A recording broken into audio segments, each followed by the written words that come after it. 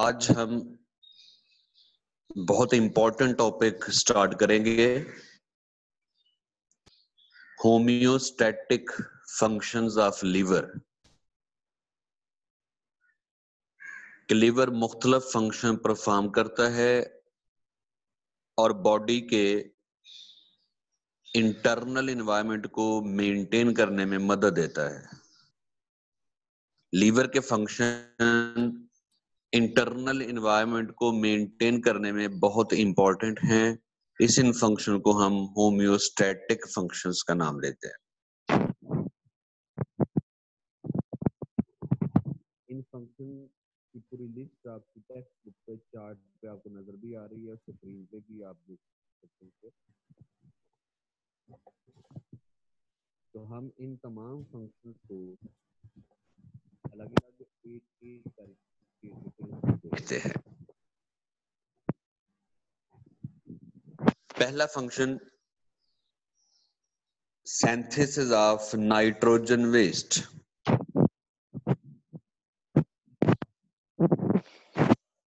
कि liver cell में ही नाइट्रोजन वेस्ट की फॉर्मेशन होती है। जैसे अमाइनो एसिड और नाइट्रोजन बेस की डीअमाइनेशन हो, अमाइनो ग्रुप इसमें से निकाला जाएगा और उसको अमोनिया की शक्ल में कन्वर्ट कर दिया जाएगा। इसी तरह यूरिया साइकिल की मदद से अमोनिया को फिर किस में कन्वर्ट कर दिया जाएगा? यूरिया में। तीसरे पॉइंट पे एडेनिन और गुआनिन के कैटाबॉलिज्म से क्या प्रोड्यूस हो जाएगा? Uric acid. तो प्राइमरीली बुनियादी तौर पे ये तीन किस्म के नाइट्रोजन वेस्ट लीवर सेल में बनते हैं। वो किस तरह से बनते हैं वो मैंने आपको एक्सप्लेन किया है। डीअमाइनेशन से, यूरिया साइकिल से और एडेनिन गुआनिन के कैटाबॉलिज्म से।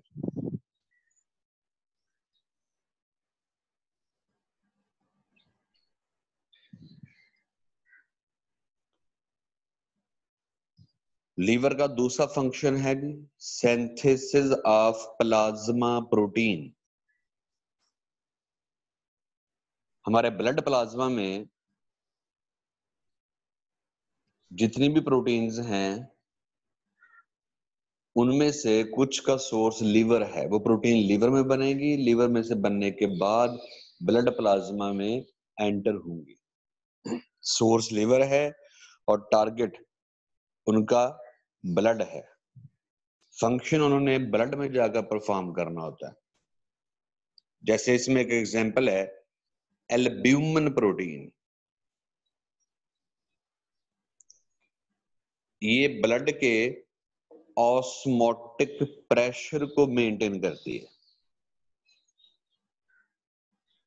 यानी ब्लड के अंदर एल्ब्यूमिन प्रोटीन की क्वांटिटी डिटरमिन करेगी कि ब्लड में वाटर कितना एंटर होगा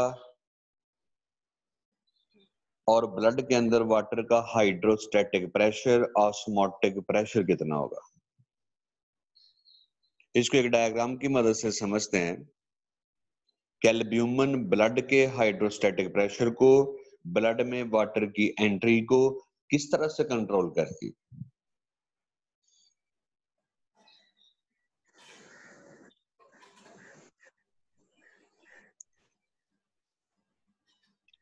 ये डायग्राम देखिए जरा।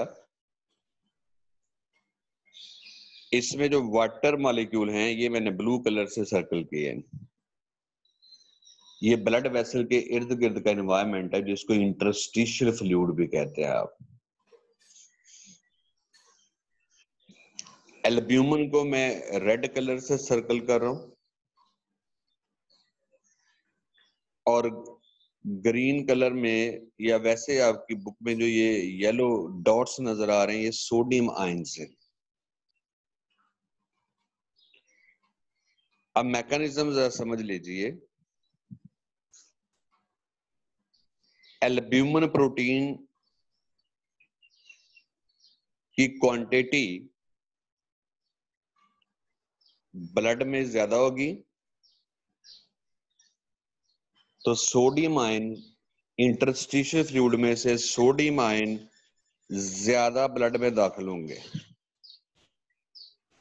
और ये सोडियम आयन एल्ब्यूमिन प्रोटीन के साथ बाइंड कर जाते हैं, यानी ब्लड क्या हो गया, कंसंट्रेटेड। पहले ब्लड के अंदर एल्ब्यूमिन की क्वांटिटी बढ़ेगी और ये एल्ब्यूमिन अट्रैक्ट करेगी सोडियम आयंस को। इंटरस्टिशियल फ्लूइड में से सोडियम आयन भी ब्लड में एंटर होंगे और ब्लड हो जाएगा कंसंट्रेटेड, और डेफिनेटली इसको डाइल्यूट करने के लिए फिर सोडियम के पीछे पीछे वाटर भी इसको फॉलो करेगा। तो अब सराउंडिंग एनवायरनमेंट में से वाटर कहाँ पे एंटर हो रहा है, ब्लड में एंटर हो रहा है। जितना वाटर ज्यादा एंटर होगा हम कहेंगे ब्लड का ऑस्मोटिक प्रेशर बढ़ता जा रहा है। तो ये इस तरह से एल्ब्यूमिन वाटर की एंट्री को इंश्योर करता है कि वाटर ब्लड के अंदर दाखिल हो। पहला स्टेप होगा कि एल्ब्यूमिन की क्वांटिटी ज्यादा होगी ब्लड के अंदर, इंटरस्टिशियल फ्लूइड में से सोडियम भी ब्लड वेसल में दाखिल होंगे और इनको फॉलो करते हुए वाटर भी ब्लड वेसल में एंटर होगा।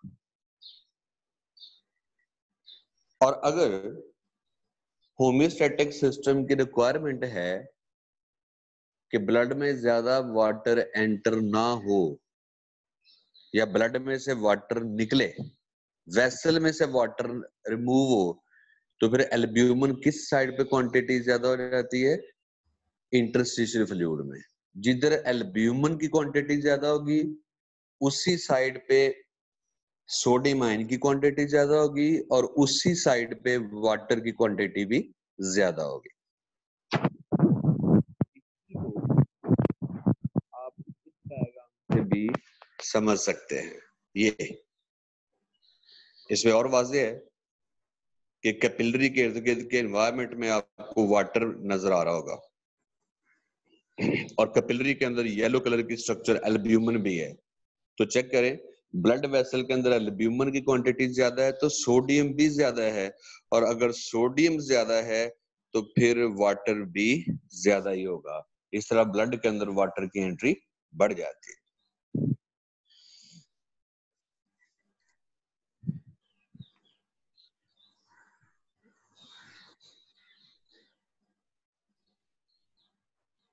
नेक्स्ट एक और प्लाज्मा प्रोटीन है, बल्कि दो प्रोटीन है, प्रोथ्रम्बन और फाइब्रिनोजेन। ये दोनों प्रोटीन भी ब्लड में मौजूद है, लेकिन कहां से बन के आई है, लीवर में से, लीवर सेल्स ने बना के भेजी है। और ये दोनों प्रोटीन ब्लड क्लॉटिंग में हेल्प करती है। अब ये ब्लड क्लॉटिंग में कैसे हेल्प करती हैं, ये एक फ्लो चार्ट आप देख सकते हैं। ब्लड के अंदर प्रोथ्रम्बन इनएक्टिव फॉर्म में होगी, प्रोथ्रम्बन ये इनएक्टिव फॉर्म ऑफ प्रोटीन है। कोई इंजरी हुई है ब्लड वेसल पे तो कैल्शियम आयन इसको एक्टिवेट कर देंगे और ये किस में कन्वर्ट हो जाएगी, थ्रम्बन। और ये थ्रम्बन फाइब्रिनोजन को किस में कन्वर्ट कर देगा, फाइब्रन में। और इंजरी वाले पॉइंट के ऊपर, सपोज ये इंजरी वाला पॉइंट है, ये फाइब्रन प्रोटीन के फाइबर यहाँ पे जमा हो जाएंगे, ब्लड सेल इधर ट्रैप होना शुरू हो जाते हैं और ये ब्लड वेसल जो कट लगा था ये सील हो गया, ब्लीडिंग का प्रोसेस रुक गया। तो अब ब्लड क्लॉटिंग में एक्चुअली क्लॉट के अंदर फाइब्रन प्रोटीन है, लेकिन वो फाइब्रन प्रोटीन बनाने के लिए, उसको एक्टिव करने के लिए किसका रोल होता है, थ्रम्बन या प्रोथ्रम्बन का।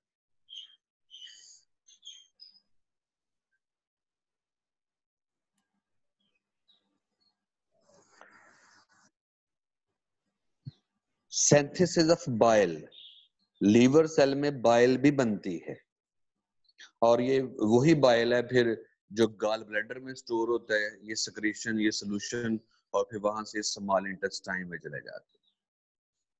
अब जो बाइल होती है लीवर सेल में से, जो ये सोल्यूशन प्रोड्यूस होता है, इसकी पहले कंपोजिशन समझ लें क्या होती है। 97 पॉइंट समथिंग इसका तो इसमें वाटर है, फिर इसमें सल्यूट्स हैं, सल्यूट दोनों टाइप के हैं, ऑर्गेनिक भी और इनऑर्गेनिक भी। और इसमें मोस्ट इंपॉर्टेंट जो है बाइल के अंदर वो बाइल सॉल्ट है। ये बाइल सॉल्ट इसलिए इंपॉर्टेंट हैं कि ये फूड डाइजेशन में हेल्प करेंगे।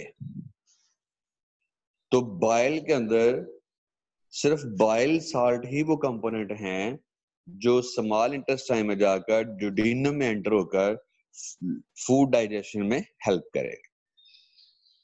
अब ये फूड डाइजेशन में किस तरह से हेल्प करेंगे? हमारी फूड जो ड्यूडेनम में मौजूद है उसमें फैट लार्ज ग्लोब्यूल्स की फॉर्म में होती है। बड़े बड़े ड्रॉप्स होते हैं बड़े बड़े फैट के। अब फैट के इतने बड़े ड्रॉप के ऊपर लाइपेज एंजाइम एक्ट नहीं कर सकता और फैट ग्लोब्यूल की डाइजेशन नहीं हो सकती। तो अब इस प्रॉब्लम का हल क्या ढूंढा गया कि इस फैट ग्लोब्यूल के ऊपर आकर एंटर होते हैं बाइल सॉल्ट। ये पूरे ग्लोब्यूल के ऊपर ये इस तरह चारों तरफ ये इधर इधर इसके ऊपर ये बाइल सॉल्ट अटैच हो जाते हैं और ये बाइल सॉल्ट फैट मॉलिक्यूल की इंटर मॉलिक्यूलर फोर्स को ब्रेक कर देते हैं। उनकी आपस में बाइंडिंग थी उसको ब्रेक कर देंगे और नतीजतन पूरा ग्लोब्यूल छोटे छोटे ड्रॉपलेट्स में डिवाइड हो गया। इस प्रोसेस को कहते हैं इमल्सिफिकेशन। फैट के लार्ज ग्लोब्यूल को स्मॉल ड्रॉपलेट में कन्वर्ट कर दिया गया। अब ये जो फैट के स्मॉल ड्रॉपलेट बन गए हैं स्टिल इनके ऊपर बाइल साल्ट मौजूद है ताकि ये कहीं दोबारा आपस में फ्यूज ना हो जाए। होना तो ये चाहिए था, स्मॉल ड्रॉपलेट बन गए तो फिर बाइल साल्ट यहां से हट जाने चाहिए थे, लेकिन इनको फिर रीयूनाइट होने से भी तो रोकना है ना। फिर इन ड्रॉपलेट के ऊपर लाइपेज एंजाइम आकर एक्ट करते हैं और फिर इनकी डाइजेशन हो जाती है। तो फिर फैट की डाइजेशन डायरेक्ट नहीं होती, पहले उसकी इमल्सिफिकेशन करनी होती है। इमल्सिफिकेशन के बाद फिर उसकी डाइजेशन है और ये इमल्सिफिकेशन कौन कर रहे हैं? Bile salt.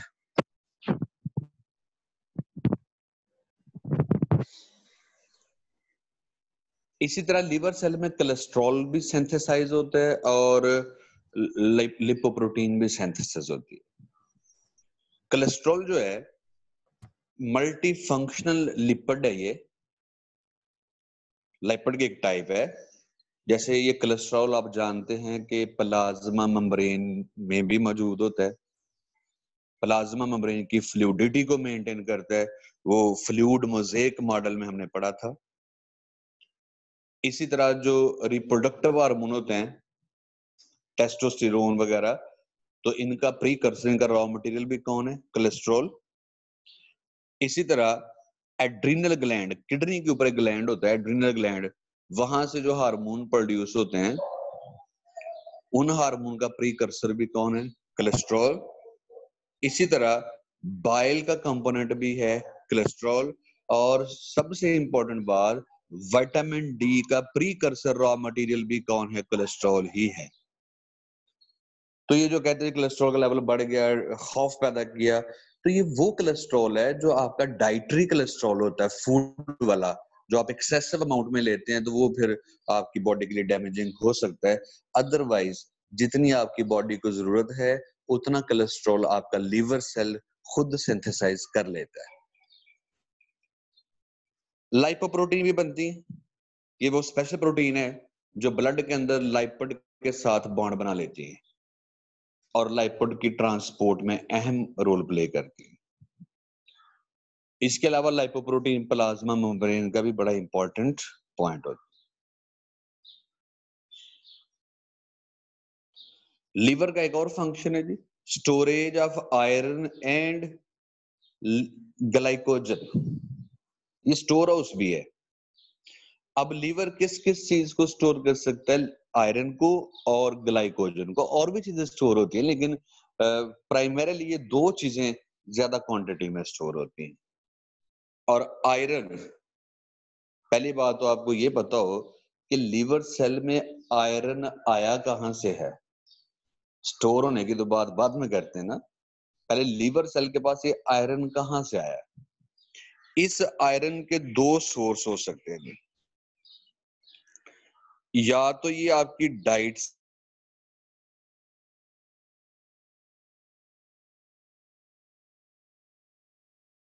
वेजिटेबल आप फ्रूट्स लेते हैं या कोई और फूड, तो उसमें जो आयरन होगा वो आपके गट में से अल्टीमेटली आपके लीवर सेल में पहुंचेगा। उसके अलावा जो ओल्ड आरबीसी तोड़े गए, उनकी ब्रेकडाउन हुई, डिसइंटीग्रेशन हुई, उनमें से भी आयरन रिलीज होता है और ये आयरन लीवर सेल में स्टोर कर दिया जाता है। लेकिन दिलचस्पी की बात यह है कि ये आयरन प्योर आयरन की फॉर्म में ही स्टोर नहीं किया जाएगा।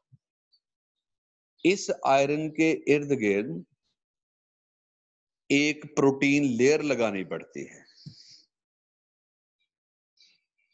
उससे प्रोटीन लेयर को हम शेल कहते हैं, जो आपको स्क्रीन पे ग्रीन कलर का नजर आ रहा है,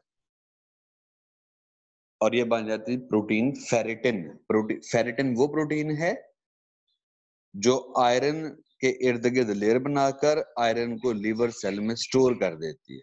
इसको हम फेरिटिन कहते हैं। और अब ये आयरन जरूरत के तहत रिसाइकल किया जा सकता है, बोन मैरो को भेजा जा सकता है, रेड ब्लड सेल की रिकंस्ट्रक्शन में यूज किया जा सकता है, हीमोग्लोबिन की रिकंस्ट्रक्शन में यूज किया जा सकता है। तो आयरन आपकी डाइटरी सोर्स वाला है या ओल्ड रेड ब्लड सेल की रिसाइकलिंग से पैदा हुआ है, दोनों सूरतों में ये आयरन कहां पे स्टोर होगा? लीवर सेल में।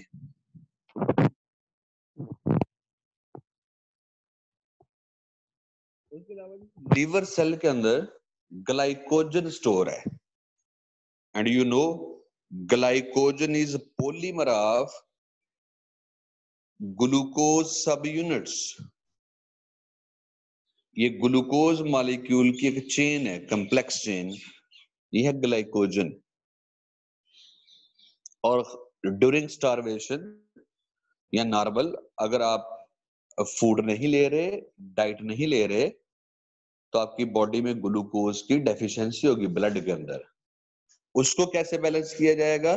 ग्लाइकोजन की ब्रेकडाउन की जाएगी और इसमें से ग्लूकोज सब यूनिट रिलीज करवा लिए जाएंगे और फिर ये ग्लूकोज बॉडी के मुख्तलिफ सेल को ट्रांसपोर्ट कर दिया जाता है। इवन कि आपके मसल सेल को भी ग्लूकोज भेजा जा सकता है, आपके ब्रेन को भी भेजा जाता है, फिर आपके कार्डियक मसल सेल को भी भेजा जाता है, और फिर इन सबको ये ग्लूकोज मिलता है, फिर इससे वो एनर्जी जनरेट करते हैं। तो स्टारवेशन कंडीशन में स्पेशली बॉडी के तमाम इंपॉर्टेंट सेल ऑर्गन को ग्लूकोज की सप्लाई कहां से दी जाएगी? जब आप फूड ले ही नहीं रहे, तो वो जो स्टोर्ड ग्लाइकोजन है उसको ग्लूकोज में कन्वर्ट किया जाएगा और ये ग्लूकोज मुख्तलिफ सेल को ट्रांसपोर्ट किया जाएगा। तो ग्लाइकोजन स्टोर करने का मतलब एनर्जी स्टोर की जा रही है, ग्लूकोज मॉलिक्यूल स्टोर किए जा रहे हैं। ग्लाइकोजन कन्वर्जन भी कर सकता है कि एक टाइप के मॉलिक्यूल को किसी दूसरे टाइप मॉलिक्यूल में कन्वर्ट कर सकता है। एक तो कन्वर्जन वही है जो अभी हमने थोड़ी देर पहले डिस्कस की है, ग्लाइकोजन को ग्लूकोज में, ग्लूकोज को ग्लाइकोजन में। अब ये दो प्रोसेस हैं, इनका नाम आपने याद रखना है। एक तो है जी glycogenolysis, break down of glycogen to form glucose. Glycogen glucose में कन्वर्ट हो रहा है। इसके रिवर्स प्रोसेस है ग्लाइकोजेनेसिस। लाइसिस का मतलब होता है ब्रेक डाउन, जेनेसिस का मतलब होता है फॉर्मेशन। तो अगर ग्लूकोज मॉलिक्यूल बॉन्ड बना के ग्लाइकोजन की शक्ल अख्तियार कर ले, तो इसे फिर हम ग्लाइकोजेनेसिस कहते हैं। तो लीवर सेल में दोनों काम हो सकते हैं। ये डिपेंड करता है बॉडी की जरूरत क्या है। कभी ग्लाइकोजन को ग्लूकोज में कन्वर्ट किया जाता है, कभी ग्लूकोज को ग्लाइकोजन में कन्वर्ट किया जाता है। एक और कन्वर्जन है और इस कन्वर्जन से आप पहले भी वाकिफ हैं, आपने एनारोबिक रेस्पिरेशन पढ़ा था या फर्मेंटेशन प्रोसेस, कि मसल सेल में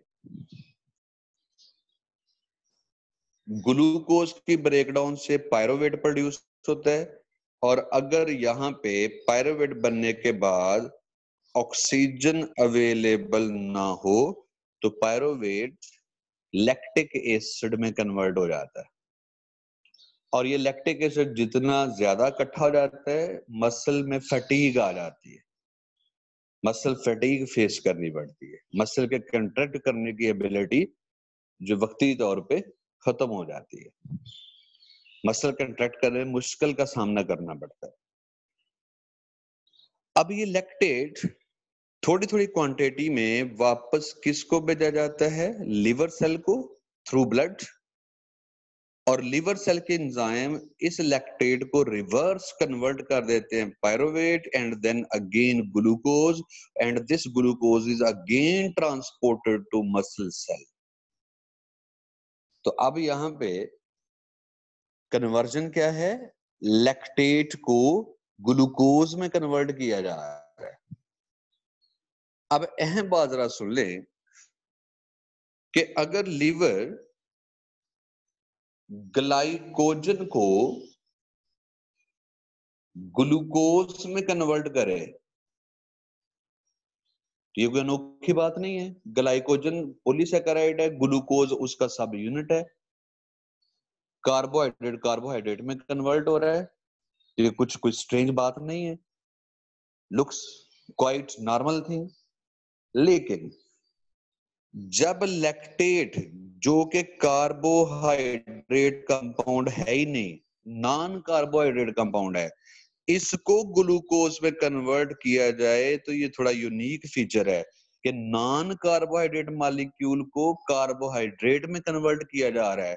इस कन्वर्जन को हम नाम देते हैं ग्लूकोनियोजेनेसिस, ग्लूकोनियोजेनेसिस। एक टर्म मैंने बोली थी पीछे, ग्लाइकोजेनेसिस, ग्लूकोज से ग्लाइकोजन बनना। यहां पे क्या है? ग्लूकोनियोजेनेसिस, नॉन कार्बोहाइड्रेट कंपाउंड को ग्लूकोज में कन्वर्ट किया जाए, लैक्टेट को ग्लूकोज में कन्वर्ट किया जाए। तो लीवर ये कन्वर्जन कर सकता है, इसके पास वो एंजाइमेटिक सेटअप मौजूद है, इसके पास वो एंजाइम की पूरा एक सीक्वेंस मौजूद है जो इस तरह की कन्वर्जन कर सकता है। इवन के आप हैरान होंगे कि लीवर सेल के पास ये भी एबिलिटी है कि वो फैटी एसिड को रिवर्स ग्लूकोज में कन्वर्ट कर सकता है, वो अमाइनो एसिड को भी रिवर्स ग्लूकोज में कन्वर्ट कर सकता है। चूंकि वो आपकी टेक्स्ट बुक, आपके सिलेबस के साथ डायरेक्टली मेंशन नहीं हो रहा, इससे मैं उसको डिस्कस नहीं कर रहा। तो ये ना समझिएगा कि ग्लूकोनियोजेनेसिस में सिर्फ लैक्टेट को ही रिवर्स ग्लूकोज में कन्वर्ट किया जाता है, ये फैटी एसिड को भी रिवर्स किया जा सकता है, अमाइनो एसिड को भी किया जा सकता है।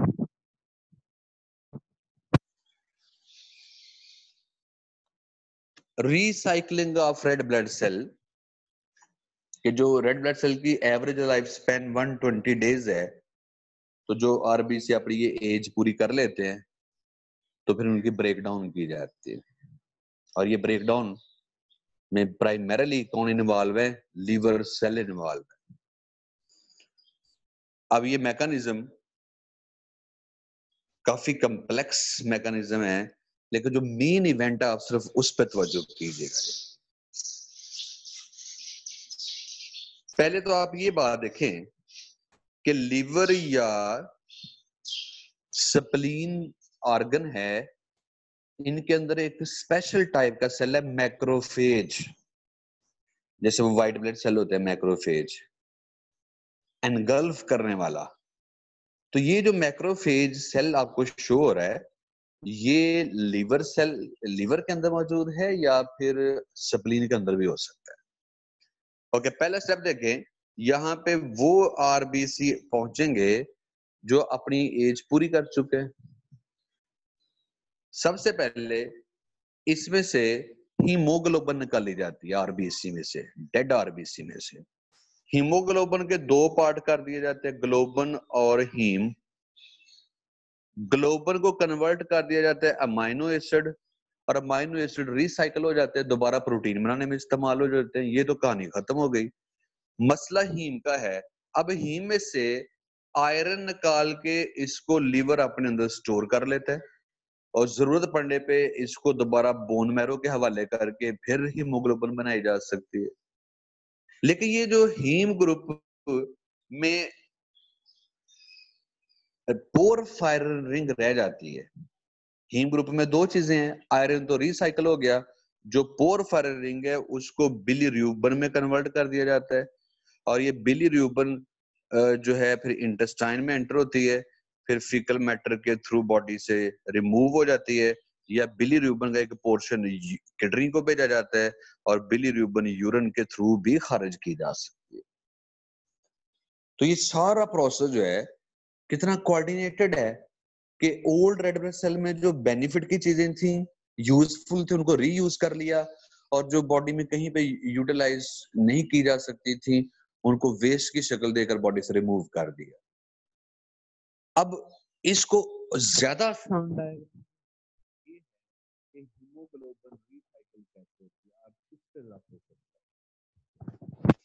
स्टार्ट आप यहां से लेंगे, ये आरबीसी में से पहले ये एंटर होते हैं कप्फर सेल। ये कप्फर सेल वही हैं जिनको मैं अभी मैक्रोफेज सेल भी बता रहा था। ये लिवर और स्प्लीन के वो सेल हैं जो ओल्ड रेड ब्लड सेल की ब्रेकडाउन में इन्वॉल्व होते हैं।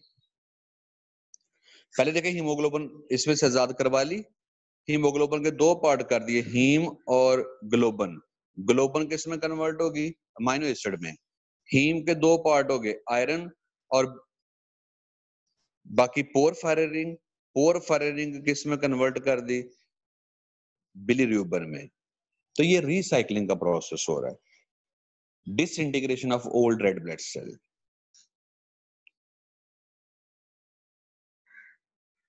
और लास्ट फंक्शन लीवर का डिटॉक्सिफिकेशन। डिटॉक्सिफिकेशन वेरी सिंपल क्या है, किसी बहुत टॉक्सिक कंपाउंड को लेस टॉक्सिक फॉर्म में कन्वर्ट करना, या उसको हार्मलेस फॉर्म में कन्वर्ट करना। अब इस काम के लिए लीवर सेल के पास एक ऑर्गेनेली बहुत ज्यादा क्वांटिटी में होती है, and that organelle smooth endoplasmic reticulum. Liver cell में SER नॉर्मल सेल की निस्बत बहुत ज्यादा तादाद में है फॉर डिटॉक्सिफिकेशन। अभी पहली बात तो यह है कि लिवर किन किन चीजों की डिटॉक्सिफिकेशन कर सकता है। ये वाली चीज, टॉक्सिन टाइप, प्लूटेंट हैं, कंटेमिनेंट्स हैं, पेस्टिसाइड हैं, drug, alcohol, food additive, metabolic waste, micro organism, कोई भी हो। सबसे पहला मरहला क्या होता है, सारी डिटेल नहीं आपने इसकी देखनी, जो सिर्फ काम की चीज है वो देखें। पहला मरहला होता है ब्रेक डाउन टॉक्सिन। जो भी टॉक्सिन है वो कोई एक मॉलिक्यूल तो नहीं होगा, वो मल्टीपल मॉलिक्यूल्स उसमें होंगे। अब वो मल्टीपल मॉलिक्यूल को तो पहले उनकी ब्रेक डाउन करनी है, उनको कंपोनेंट अलग अलग करने हैं। फिर सेकंड स्टेज क्या होगी, न्यूट्रलाइज टॉक्सिन। उनमें जो टॉक्सिसिटी है, जिस एलिमेंट की वजह से टॉक्सिसिटी है, वो एलिमेंट को न्यूट्रल कर दिया जाता है। और फिर फाइनली उसको वेस्ट शक्ल देकर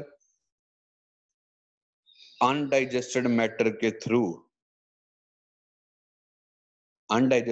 थ्रू, या फिर उसको यूरिन के थ्रू बॉडी में से रिमूव कर दिया जाता है। डिटॉक्सिफिकेशन की पहली स्टेज क्या है, ब्रेकडाउन ऑफ टॉक्सिन। सेकंड, उसको टॉक्सिसिटी कम करना, यानी इसको न्यूट्रलाइज करना।